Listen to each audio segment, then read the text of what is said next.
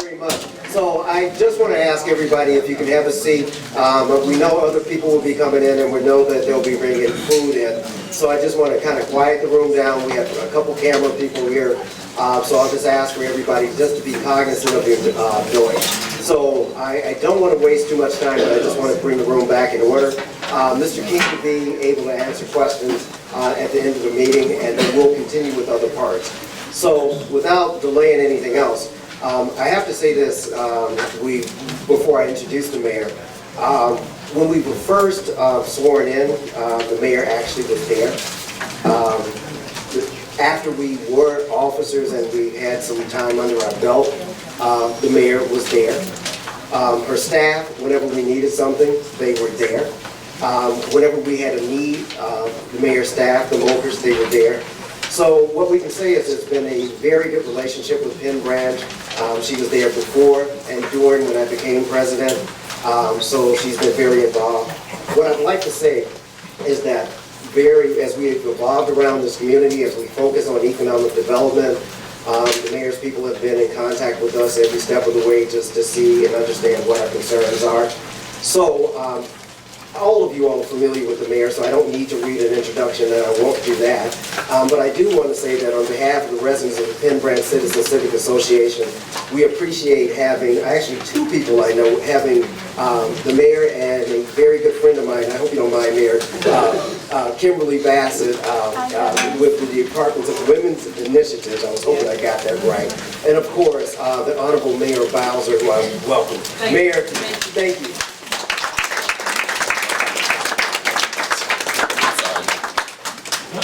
Well, good evening, Penn Branch. I am delighted to be with you, and I was trying to remember, I'm looking at this picture when it was taken, but I believe that I came to a meeting shortly after I was sworn in to talk about our priorities and certainly to hear directly from you. And tonight, my goal is to talk about my current budget proposal before the council and to answer your questions. So I want to go quickly through our budget proposal and leave as much time as possible for questions. I was pleased that my staff was able to be in the neighborhood just a couple of days ago, talking about the budget and inviting you to come out to the meeting and ask questions. So we are at the point now, believe it or not, in my mayoralty where we're doing things for the third time. So I delivered our third State of the District address, where I could report very emphatically that the State of the District is very strong. In fact, about the strongest it has been in the history of the District of Columbia. I also proposed to the council our third balanced budget. And in that budget, for the third time, we have been able to do the things that we promised. Focus on continuing progress and prosperity in D.C., but making sure more Washingtonians are participating in that progress. So I'm going to hit on a couple of big buckets of new initiatives that are included in this budget, and then turn to your questions. So let me first talk about public education. This budget includes the largest investment in public education in the history of the District of Columbia. And that's a very good sign, and let me tell you why. Because for the last 10 years, the people of the District of Columbia, the taxpayers, have made very significant investments in the turnaround and investment of our public schools. In the last several years, in the last 5 or 6 years, we have seen steady increases in our public school population in both sectors. Traditional public schools and our public charter schools. And because of that, it has driven a lot of our increased investment in schools. This budget compared to the last budget is $100 million greater for public education. And that's going to allow us not only to accommodate all the new students that we're attracting to our public schools, but some of the very specialty programs that we have launched. Has anybody heard of the Ron Brown Preparatory High School? It's in Ward 7, and last year was its first year. It is a school focused on boys. And what we have learned in our experience with school reform, that our children are moving. Our numbers are going in the right direction, but they have moved more slowly for boys, especially boys of color. So at Ron Brown, we started with the 9th grade. This year we'll have a 9th grade and a 10th grade. And by all accounts, the school is doing better than anybody anticipated in terms of the interest, in terms of the children coming from across the city, and the interest for the upcoming school year. So we're very proud of what we're being able to get accomplished at Ron Brown. I appointed a new chancellor of schools, and his name is Antoine Wilson. I think that he has finished his spin around the city. He has held an engagement forum in all the wards of the District of Columbia. And those meetings are going to inform his thinking around the next 5-year strategic plan for DCPS. Which is very important. So I want to thank the State Board of Education Chair who is here and who is your neighbor and friend for her leadership on the State Board of Education, because they have had some, I'm talking about you, some in improving new standards for the city that is going to allow us to evaluate where our children are. So let me thank you, Karen, for your leadership on that. We're also, with this budget, very focused on middle school investments. I promised at the outset of my term that we would focus on middle schools because we have experienced a lot of growing success. And Ann Beers is a fantastic example of how our early grades we're attracting families and we're moving kids and we've gained their confidence. Now we need to do the same thing for middle schools.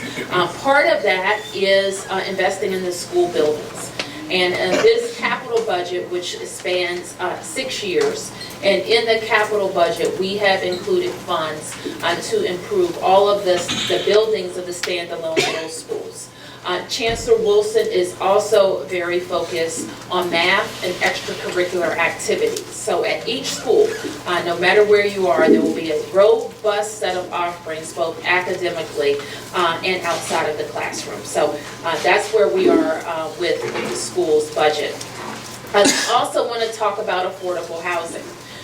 We know that no matter where I go in the city, one of the biggest concerns that we hear from the community is, yeah, we like progress, we like more restaurants, we like more amenities in our neighborhood, but we also like, people who are moving in. But we know when a city is growing as fast as ours, we know what that does to the housing prices. They go straight through the roof. So we have, in each of our 3 budgets, pledged $100 million to the Affordable Housing Production Trust Fund. And what that represents is basically a doubling of those investments from prior years. So we've gone, when I became mayor, the previous budget had about $55 million for the Housing Production Trust Fund. And each of ours has had $100 million or just over $100 million. We've added a component to our housing preservation efforts with just a commitment to a preservation fund that's focused on about 80,000 units that are vulnerable to losing their affordability covenant. So we're focused on that. Let me say a little bit about jobs, because we can have a big discussion about affordable housing, but if we have really big populations in our city that are underemployed or unemployed, we know we're still going to have an affordable housing problem. So we've been very focused on targeted jobs programs. And just to give you one factoid, when I became mayor, for example, in Ward 8, the unemployment numbers were over 16%. And just 2.5 years later, they're still too high, but they've gone down almost 4% and are just over 12%. And what we have been focused on is how do we more target our efforts. So we've created several new jobs programs that are focused on DC residents. The first, you've already heard of, the Summer Youth Employment Program. We named it, as it should be, officially in the law for Marion Barry. It's known as the Marion Barry Summer Youth Program. And the change we made to the program was to extend the age. It had stopped at age 21. Now is extended to age 24. So youth in a very critical period between the ages of 22 to 24 can now participate in the Summer Youth Program. Now I got a lot of pushback from people who were critical of the idea, well, what does a 22-year-old need to be in a Summer Youth Program? Well, the fact of the matter is, we have a lot of 22 to 24-year-olds who haven't connected to school or work, and they need a chance. They need to get into a program where they can get some skills and they get an opportunity, and we're finding that they're getting that opportunity in the summer. We had 1,000 youth in the last 2 summers, and we expect to have another 1,000, a third 1,000 this summer to participate in the summer youth program. I also created a program called LEAP. And LEAP is for DC residents who are participating in some program that we have. It could be TANF, Medicaid, could be that they're experiencing homelessness and are working themselves out of homelessness. And this LEAP program trains them for existing DC government vacancies. We have a very successful example for an instance at our 911 call center. And at our 911 call center, we hadn't hired anybody in over 8 years, even though the calls for service continue to rise as our population rises. Well, our director took advantage of the LEAP program, and LEAP does not hit her budget. It actually hits the employment services budget, and she was able to hire 31 people. At the end of their subsidy period, she came to me and she said, "Mayor, I don't have the subsidy anymore. I can let them go, or you can give me the budget for it." So you know which one I chose. She got the budget for. So now we have 31 DC residents hired in DC government vacancies, and we have just a successful partnership between those agencies. So that's very good news. A new thing that we're adding to our offerings is the DC Infrastructure Academy. And we propose to house the DC Infrastructure Academy at St. Elizabeth's. And the purpose of that academy is to be a partnership between the city and the utilities and labor unions. And it is to train our residents for jobs and infrastructure that Pepco is going to be doing undergrounding. Washington Gas, they're changing out their pipes. Metro will be extending the Silver Line, and we want our residents trained for those opportunities. So we're also very focused on that. The last thing I'll mention is the reforms that we have made in fire and EMS. When I became mayor, that was one of the most troubled agencies. I've been about to celebrate 10 years in public office, and I had never heard the type of lack of confidence in the fire department in all the years that I've served. And now we see that all changing and turning around. I hired an excellent chief with 40 years of experience from the other Washington, Seattle, Washington, to come and help lead our force. And we have been focused on the medical side. We asked the council and got approval from the council to hire a contractor to help us with additional ambulances, and that is significantly helping us with our response times, especially in Ward 7 and 8. And this year, in this budget, we're going to try something else, and that is having a nurse at our 911 call center. Sadly, 70% of the calls we get to 911 don't need an ambulance or the emergency room. What people need is a ride, and they need to get to their own doctor. So what happens when 70% of your calls are not emergencies? The people who do have emergencies have to wait. So we have to change this paradigm, continue to educate our residents, and continue to make sure people are getting matched to their doctors. We are a jurisdiction where almost 100% of the people have access to health care. No, they have a doctor. They have insurance. And so now we have to make sure that they're using their doctor. So not only are we going to make our 911 and our ER system more efficient, we think people will be healthier if they're going to their doctor instead of going to the emergency room. So those are a few highlights that I wanted to mention in the budget.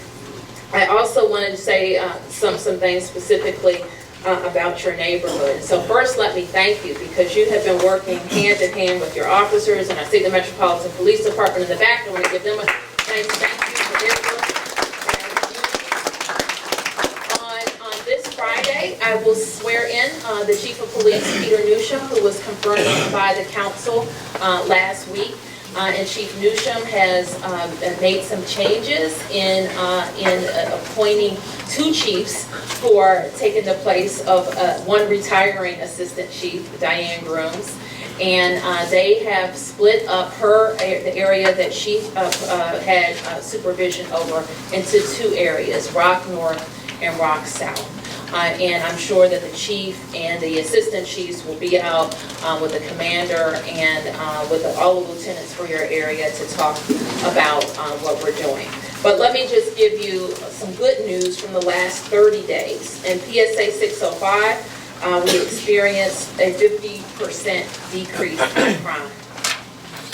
50%. That's good. Burglaries are down by 100%, and motor vehicle thefts have also decreased by 75%, and theft from autos are down 67%. So those are fantastic numbers, and we want and continue to need your support.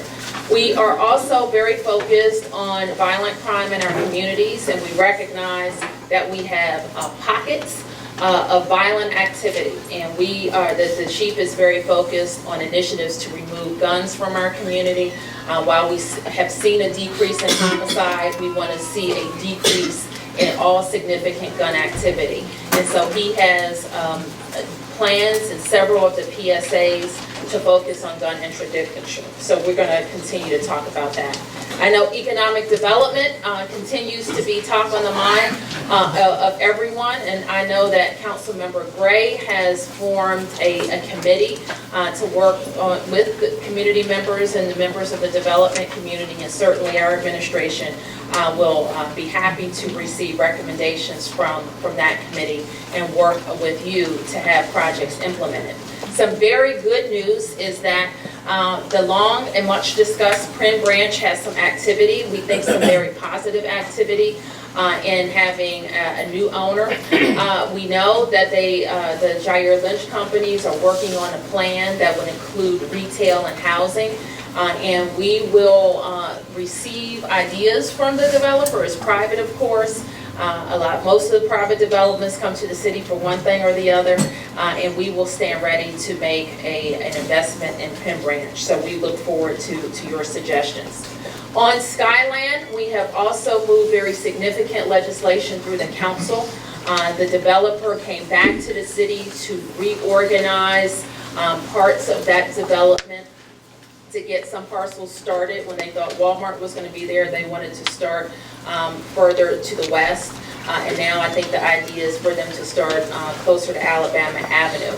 And the city is going to make an additional investment in the tool that we call a TIF, that we got approved through the council, and we expect them to close on those items this year and start on the first phase. So I think I'll stop there and be ready to answer your questions around other government issues. Okay, and I will take the liberty to moderate those questions. You got it. So I saw the person in the blue hand go up first. Oh, thank you. Good evening. My name is Sylvester Bush, and I'd like to inquire about the pension benefit exclusion. In 1957, Congress initiated a law that allowed DC government retirees, federal military retirees, to exclude $3,000 from their pension when they filed their DC taxes. In 2014, the DC Council repealed that exclusion that took effect in 2015. So we formed a coalition to kind of get that restored, and I'm just concerned as to why is it taking so long to restore that? And April 25th, 2016, Councilman Jack Evans said it was a mistake, but he had to find the money. And yet, it hasn't been restored yet. So I was just wondering, what's your take on that? Do you support that? Why is it that part of your budget to restore that $3,000 pension benefit exclusion for retirees that live in DC, that served in the military, fire police, teachers, others? Sure, I got it. So I think that, and I think your dates are right, so I'm going to go with your dates and not my memory. And I think, you know, at the end of every budget process, the mayor presents the budget and the council can change it. And some of those changes are made by the council chairman. And as I recall in 2015, that was one of them. So Jack's response would be my response, because I think a number of the council members didn't know that that change was made to the budget. Now, I will tell you that during our budget formulation, I don't recall the issue coming to us. And so I have to apologize that it wasn't part of our consideration, that nobody came to one of our budget engagement forums or sent it through any of our directors. So it didn't get considered in this process by us. Now, the process is ongoing, as you know. The council has the budget now. The committees are still working on them, so the Finance and Revenue Committee has the opportunity to make changes to my budget that could include that. I don't recall what the fiscal impact of that change was, and even if it doesn't get out of Finance and Revenue, it could be considered by the council of the whole. Can I do a follow-up? Okay, no, I'm sorry, because we have a lot, I hope you don't mind, Investor. I saw a question here and then a question here. Okay, my question is, you mentioned the LEAP. Can you stand up so everybody can hear you? My name is Joyce Young. Yeah. My question is, you mentioned the LEAP program, I just know you didn't know the age range. LEAP can be, there's no age restriction on LEAP. And let me just tell you another that I didn't mention that's also a big part of our budget. When I became mayor, our TANF program, this our temporary assistance for needy families, was time limited. There's a lot of debate back and forth of if we should limit our welfare programs. Other states do it, we should do it. And I'll confess, my position around the issue has evolved. When I was on the council, like a majority of the council members, I voted for time limits. When I became mayor, I saw the folly of that decision, because what we were really facing was families had been all the way down to $150 per month, and once they hit 60 months, they would be kicked off the program. So my first 2 years in my first budgets, I had a temporary pause to that cliff. We called it the TANF cliff. But with this budget, we fixed the program entirely. We get rid of that TANF cliff, and we have reformed the way we are requiring recipients to work with us. Now, we're always going to have benefits for the children, and now we have a different set of more reform requirements for the parents. But part of that, the reason why I'm talking about TANF now is because a number of our TANF recipients are also our target for the LEAP program, and they do very well. And so we've identified their skill sets, the training that we put them in, and we've identified needs in the government, and that's how we're getting folks employed. I saw one question. And then somebody in the back. Thank you. Luke O'Neill, 3229 Massachusetts Avenue. Yes, Welcome. yes, there. sir. We have a lot of problems. Yes, Elizabeth Seaton yes, and your mother and father, we are about the same age. yes, okay. I'll have to take your word for that. Well, I'm 83 years old, Okay. and this is one of the things that I want to talk to you about. One of your assistants over here, Mrs. Paul, she took care of most of the things that Well, good. I speak about, alley and water. Okay? But the most important thing is about seniors. As I say, I'm 83 years old. And every year I pay between $33.71.10 in taxes. You split that up every 6 months, I pay something like $16.85.55. That's a lot of money for the average senior citizen that's over 65 or 70 years of age. Something needs to be taken under consideration for the seniors who are trying to stay in this city the way it is growing. Are you getting your 50% off? Oh, yes, Okay.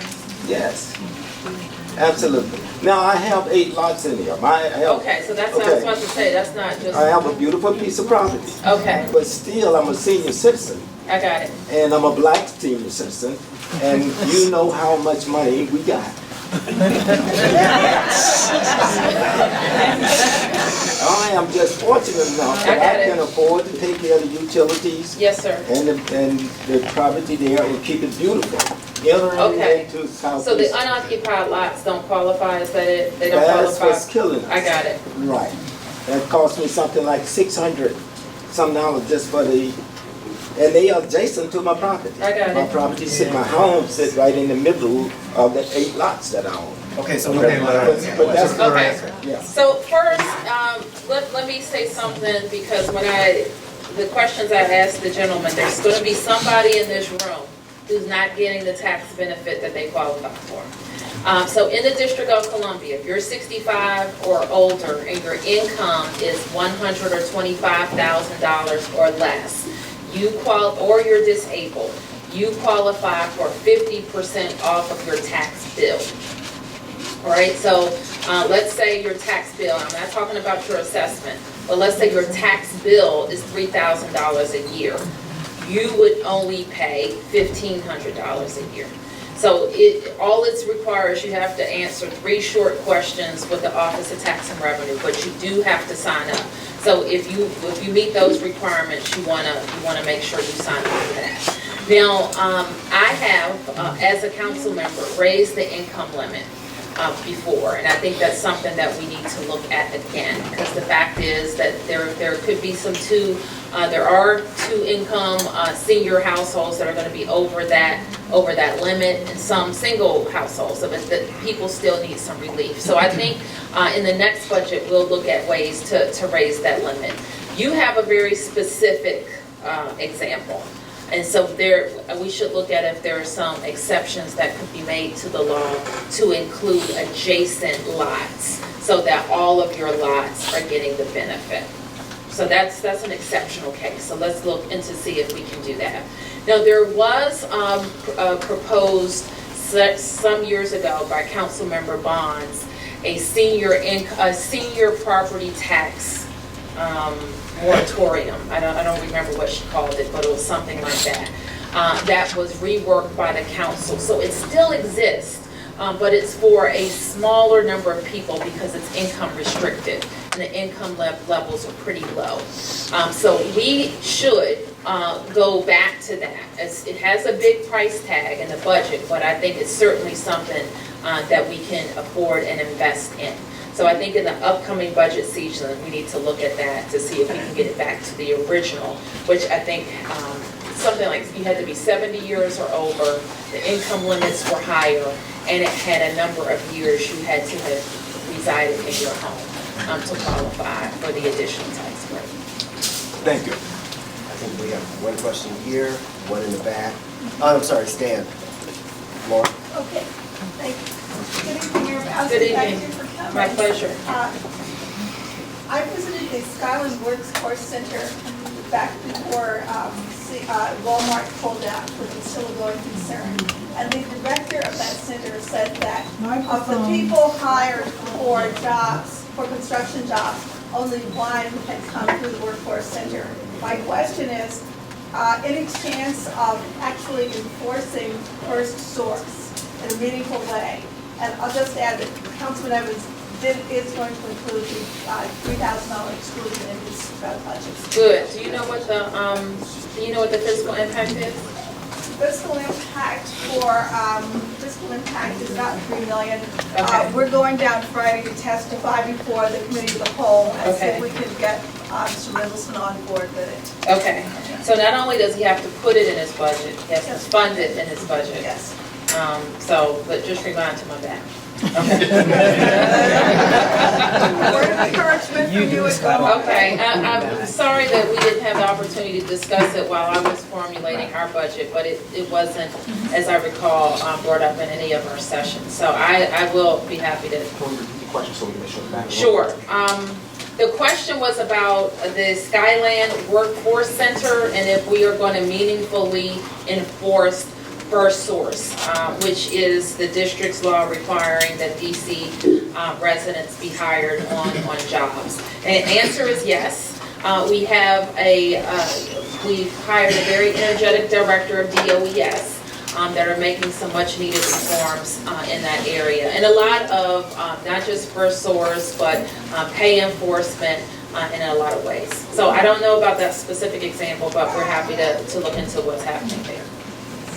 And I know we have a question here, but before we do, I also want to acknowledge, we have Reverend Karen Curry here, and I saw Reverend Kendrick Curry all the way at the back of the room. So I just wanted to make sure that we acknowledge that presence, since we're in their church. Absolutely.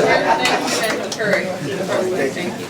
Stan? Yes, hello. My name's Stan Benton, 3600 block of Highwood Drive. For the 911 calls you talked about earlier, you were saying that a majority of those are for non-emergency cases and the people just needed transport to the hospital. Or to the doctor, more specifically. Okay. When was that determined that they're non-emergency? Oh, it's determined by our evaluation On the phone or when they actually get there to the hospital? when they get there. Okay. And In some cases, it's determined on the phone, but in other cases, it's determined when they get there. okay. If it's, do you have to legally pick them up if they get a call? Yes. Okay. Because I was. Maybe she can read. The question was, do we have to, he asked a number of questions. How do we know that someone who called 911 isn't in fact an emergency? Some of the calls are on their face. You know, they're not when they're an emergency, but if they present that they need an ambulance, we are required to send one. Others, once we get to the scene, the evaluation by the paramedic or EMT suggests that it's also not an emergency. Okay, so I was wondering, instead of dispatching an ambulance, you cannot just dispatch an Uber to transport. Well, and that's a serious question. No, I know it is, and I take it very seriously. So part of that is that we have to have a medical professional there at the call center, and that's what we're piloting now. So we will have a medical professional that can triage those calls. I personally, when I call up my doctor, there's a triage line. I can call and I can talk to a nurse, and the nurse can help guide me to see if I should go to, so, and that is what we're trying to put in place for our 911 center. Now, this is how we're handling transportation. We have a number of our residents who are calling are on Medicaid. And the Medicaid providers that we work with, and we pay them a lot of money, are required to provide transportation to a primary care physician. So now we're looping in those Medicaid providers to help us with the transportation. Instead of using an ambulance, we're going to call on them to help provide rides for their members. Thank you. You bet. Okay. If you have questions, just to make sure we get a few questions, just stand up and keep standing. I just want to make sure. I can't see that far back. If you have questions, just stand up and keep standing. So I do see 3 people back there. Cynthia, you have a question. Please keep your questions brief, and remember, other people are waiting to ask questions, everyone. You were talking about. I can't hear you. Cynthia, Okay, please step forward. I'll repeat it.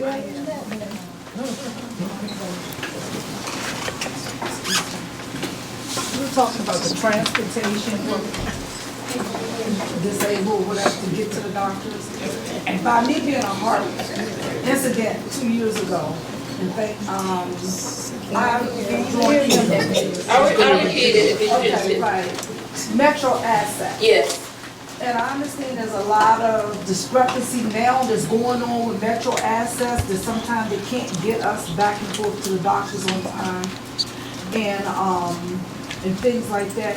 What are you all trying to do to help people? Because they also do Virginia as well as Maryland. Yes, okay. So what are you all trying to do to get this situation Well, squared away? thanks for that question. So Cynthia's question is about Metro Access and how we can make Metro Access work better and what are we doing about it. So a few things. First of all, we're not satisfied with how Metro Access works. The biggest issue with Metro Access is that people have to schedule in advance. And we know that people don't always know what they want to do in advance to be able to schedule it. So a lot of people are left stranded with Metro Access. Metro Access, we think, is very important for our residents who need a wheelchair. Because they have the vehicles, and they have many of the vehicles that can accommodate wheelchairs. And we pay a lot, almost I think $75 a ride on Metro that we pay. We pay Metro for every ride that a DC resident who qualifies takes on Metro Access. So we've started some other programs that are lower cost and are better, quite frankly, for people who don't need wheelchair access. And so one of those programs is Transport DC, where we dispatch different transportation, mostly taxis, so that people can schedule a same-day ride, and it's cheaper. So we will need to make sure you know about Transport DC, because if you don't need a wheelchair, you don't need Metro Access. You can take some of the other options that we have. Well, my doctor's is Okay, outside. thank you. Yeah, they can go outside.